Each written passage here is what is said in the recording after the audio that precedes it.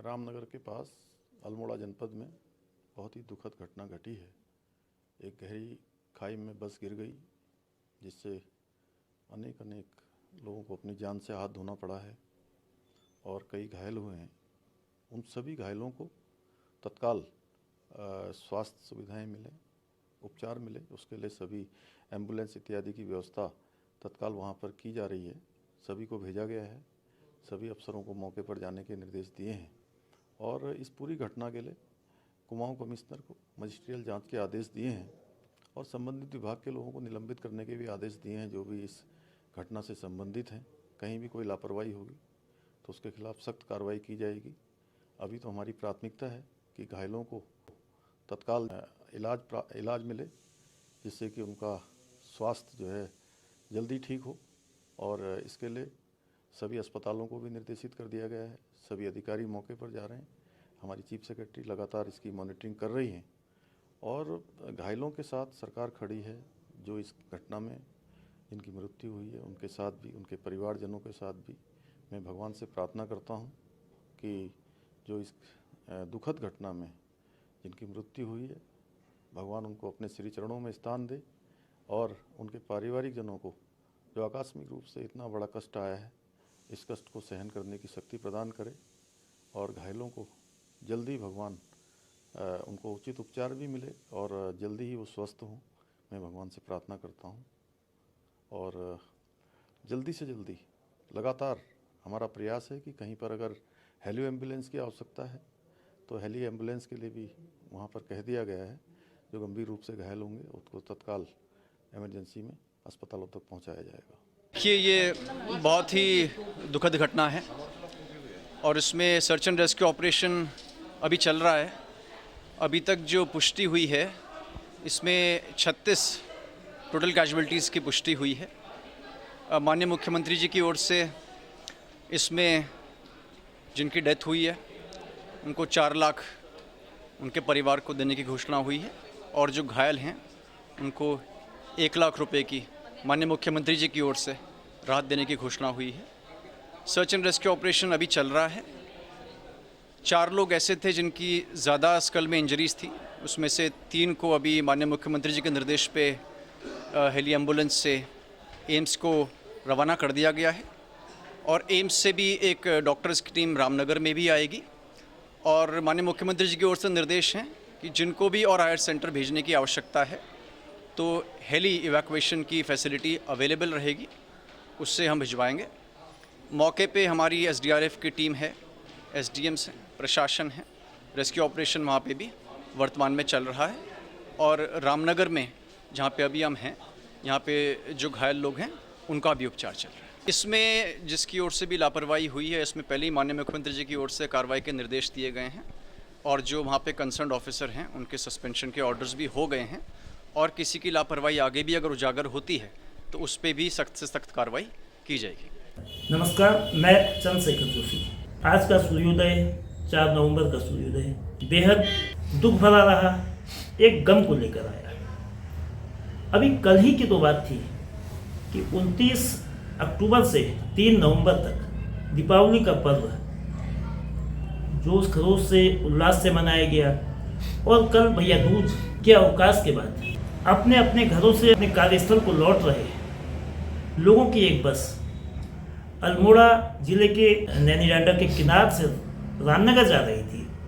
वह बस सल्ट तहसील के मारचूला के कूपी के पास नदी में समा गई और एक साथ 36 जिंदगियां काल कवलित हो गई। 36 यात्रियों की अकाल मौत हो गई। उनके तमाम सपने बिखर गए, परिवार में मातम और जो जख्म है उन जख्मों पर तमाम कोशिशों के बावजूद कब मरहम लगेंगे, ये जो दुखों का पहाड़ है इसको कब पाटा जा सकेगा, इसकी भरपाई उन परिवारों में कैसे होगी जहां आज का दिन और आज के बाद के आने वाले कई सालों तक मातम छाया रहेगा।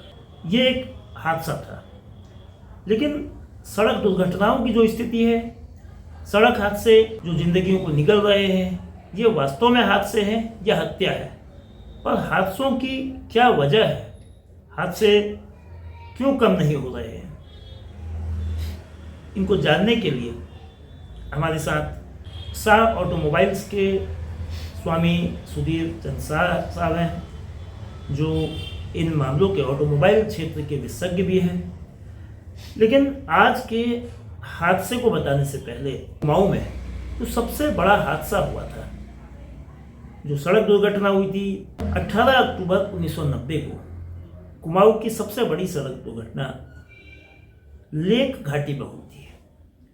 केमू की एक बस खाई में लुढ़की और 58 जिंदगियां एक साथ एक झटके में मौत के मुंह में समा गई।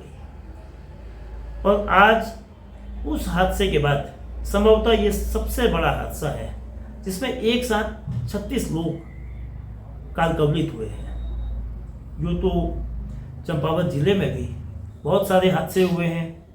अमरू बैंड का हादसा जो जुलाई 2008 को हुआ था, 19 जाने गई थी।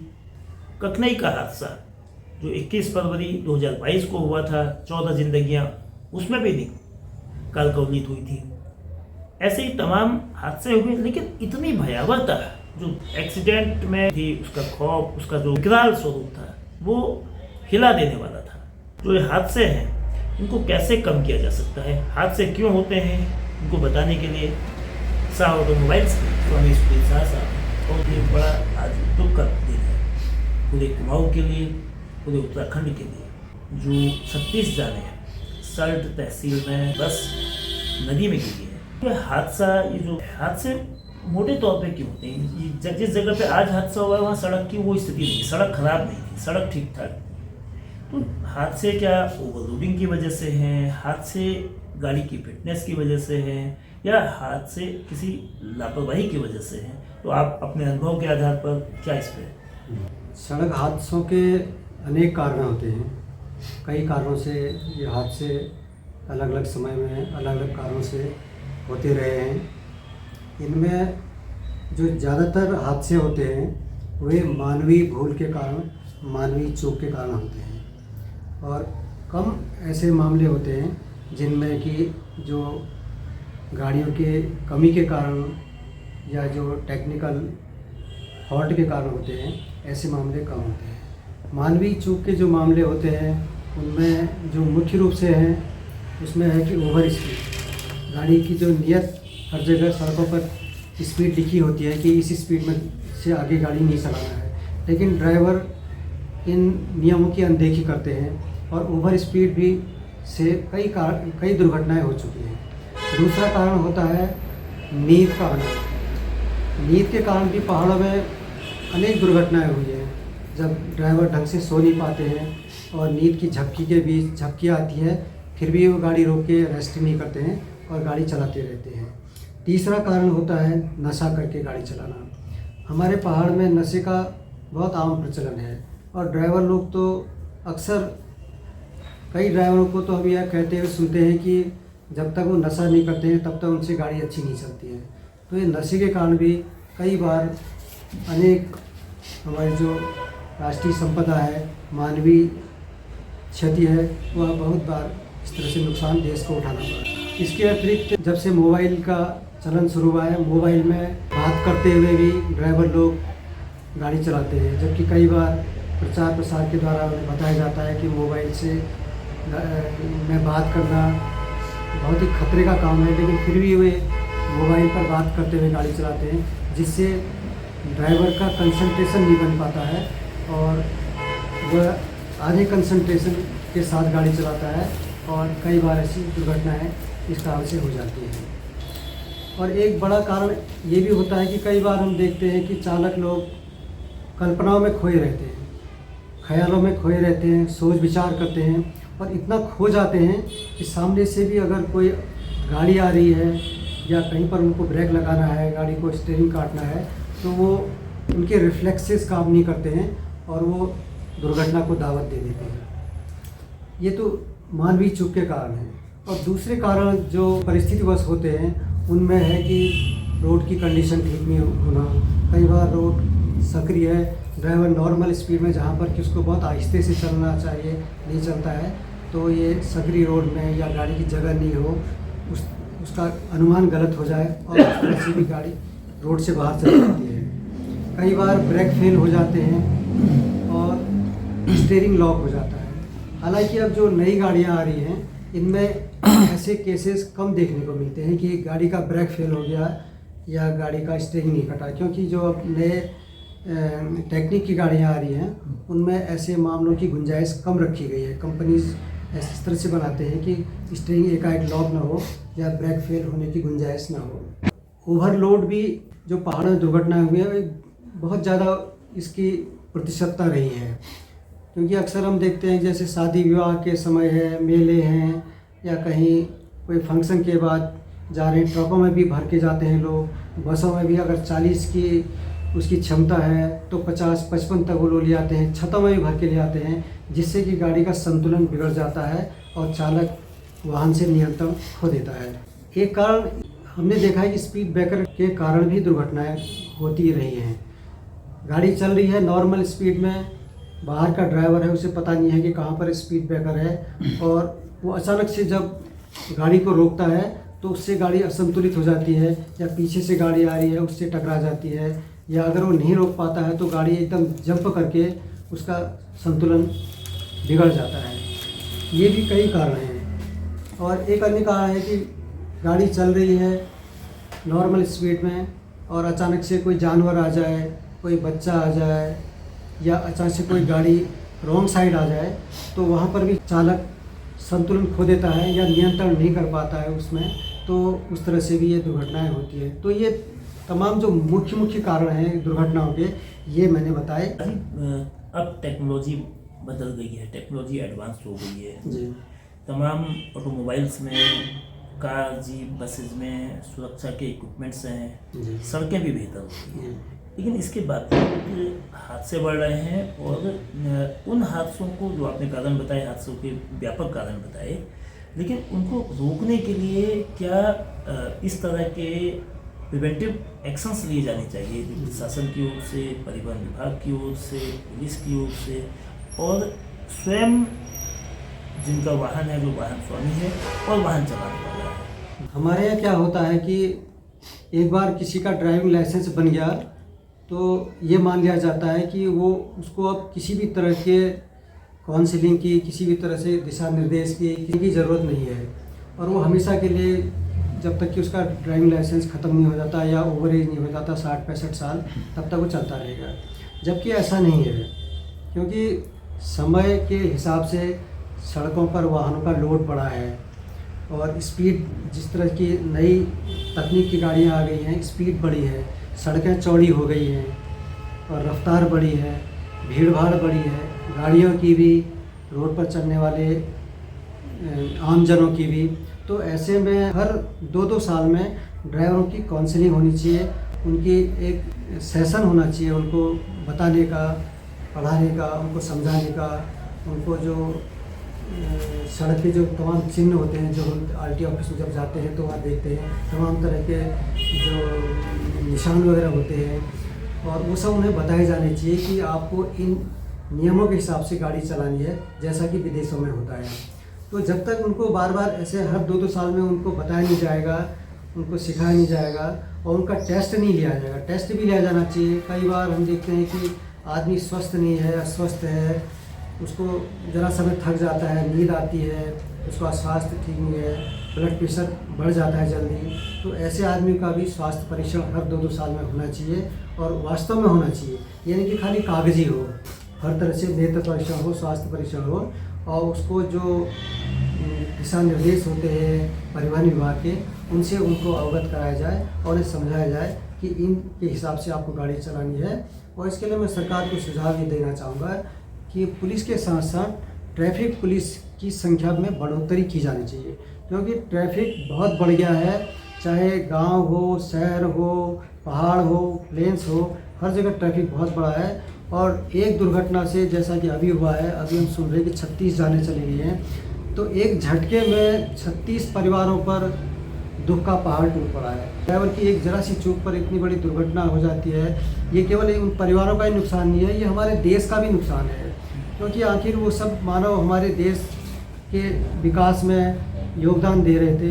तो ये मानवीय क्षति भी है, राष्ट्रीय क्षति भी है, तो मैं चाहूँगा कि सरकार इस पर बहुत ध्यान दे कि उसे ट्रैफिक के लिए विशेष योजना बनानी चाहिए और ड्राइवरों को हर साल उनका ये ट्रेनिंग सेशन किया जाना चाहिए, एक हफ्ते का उनको इन चीज़ों को बताया जाए, समझाया जाए, उनके अल्कोहल जो मीटर होते हैं उनसे जांच की जाए कि नशे में गाड़ी न चलाएं और उन्हें सचेत रहने के लिए प्रशिक्षित किया जाए, तभी हम इन दुर्घटनाओं पर लगाम लगा सकेंगे। बहुत धन्यवाद शाह जी। सल्ट तहसील में एक झटके में जो 36 जिंदगियां अकाल मौत की शिकार हुई है, उन तमाम परिवारों में मातम है, शोक छाया हुआ है। उन तमाम गांवों में जिन जगहों के वो लोग थे, वो पूरे इलाके आज बेहद गमगीन माहौल में है। हादसे की वजह क्या है, इसकी जांच के लिए मुख्यमंत्री पुष्कर सिंह धामी ने कुमाऊं आयुक्त दीपक रावत को जांच के आदेश दिए हैं। मजिस्ट्रेटी जांच तो होगी ही, लेकिन पहली नज़र में उस क्षेत्र की सड़क सही थी, सड़क की खामी नहीं थी। लेकिन 42 सीटर बस में 60 लोग सवार थे, 36 लोगों की तो मौत ही हो चुकी है और 24 का अलग अलग अस्पताल में इलाज चल रहा है। स्थानीय अस्पताल से लेकर हल्द्वानी के सुशीला तिवारी हॉस्पिटल गंभीर रूप से घायलों को, जो 4 को एयरलिफ्ट किया है और 3 इस वक्त ऋषिकेश एम्स में है, जहां स्वास्थ्य मंत्री डॉक्टर धन सिंह रावत ने भी उनका हालचाल जाना है। मुख्यमंत्री पुष्कर सिंह धामी खुद घायलों के हालचाल जानने को तेज़ी से इलाज के लिए चिकित्सकों को निर्देश देने के साथ खुद मौके पर पहुंचे हैं। जख्मों पर मरहम लगाने का काम भी सरकार की ओर से किया गया है। मुख्यमंत्री ने जो मृतक 36 लोगों के परिजनों को 4-4 लाख रुपए की आर्थिक सहायता देने का ऐलान किया है। साथ ही जो घायल हैं उनको 1-1 लाख रुपया इलाज के लिए दिया जाएगा। प्रधानमंत्री नरेंद्र मोदी ने भी इस भयावह दुर्घटना में शोक जताया है। साथ ही जो पीएम रिलीफ फंड की ओर से 2-2 लाख रुपया हर मृतक के परिजनों को दिया जाएगा। ये जो सहायता दी जा रही है, ये उनके जख्मों को कम करने में कुछ न कुछ मदद पहुंचाएगी। लेकिन आगे क्या किया जा सकता है इन हादसों को कम करने के लिए, इस पर गंभीरता से सोचना होगा। जैसा साजी ने बताया, वाहनों की संख्या बढ़ रही है, सड़कों की चौड़ाई बढ़ रही है, सड़कों को सुधारा जा रहा है, लेकिन इनके साथ ही स्पीड की अधिकता और हादसों की अधिकता ये बेहद खतरनाक मुहाने पे है। इनको रोकने के लिए तमाम एजेंसीज को, पुलिस, यातायात पुलिस, परिवहन विभाग और प्रशासन को मिलकर वो सारे कदम उठाने होंगे। चाहे स्टाफ की संख्या बढ़ाने की बात हो, चाहे ओवरलोडिंग पर कंट्रोलिंग की बात हो, शराब पीकर वाहन न चलाया जाए ये सुनिश्चित किया जाना चाहिए। और इसी तरीके से वो सभी उपाय जिनसे यातायात सुरक्षित हो वो किए जाने चाहिए। जहाँ तक चंपावत जिले का सवाल है, चंपावत जिले में 2 वर्षों में, वर्ष 2023 में 13 और 2024 के 4 नवंबर तक 13, यानी कि 2 साल में 26 मौतें कुल 33 एक्सीडेंट्स में हुई है, जो सड़क दुर्घटनाएं हुई हैं। और इन 26 मौतें जो चंपावत जिले में 2 साल में हुई हैं, उससे भी 10 अधिक मौतें सिर्फ एक एक्सीडेंट में अल्मोड़ा के सल्ट में हुई है। आज चंपावत के पुलिस अधीक्षक अजय गणपति ने अल्मोड़ा की घटना के बाद एक बार फिर चंपावत की यातायात व्यवस्था को, चंपावत की जो सड़क सुरक्षा के लिए एक एडवाइजरी जारी की है और चेकिंग का अभियान बढ़ाने की बात हुई है। नींद में न चलने की बात है। फिलहाल तो चंपावत का नेशनल हाईवे, इसमें सामान्य रूप से रात को आवाजाही नहीं होती है, लेकिन नशे के साथ वाहनों का संचालन ये बेहद खतरनाक है। इस पर लगाम लगाया जाना, तेज़ गति पर नियंत्रण और सबसे ज़्यादा ओवरलोडिंग को कंट्रोल करना ये ज़रूरी है। और इन्फोर्समेंट को ईमानदारी के साथ, प्रखरता के साथ अगर किया जाए तो हो सकता है कि जो हादसे में मरने वालों का जो ग्राफ है, दुर्घटनाओं का जो ग्राफ है, जो लगातार बढ़ रहा है, उस पर कुछ कमी आए। और ये हादसे हमारे सिस्टम पर भी सवाल खड़े करते हैं। इस पर लगाम लगाना हम सभी का, मतलब प्रशासन और सरकारी मशीनरी के साथ दायित्व है।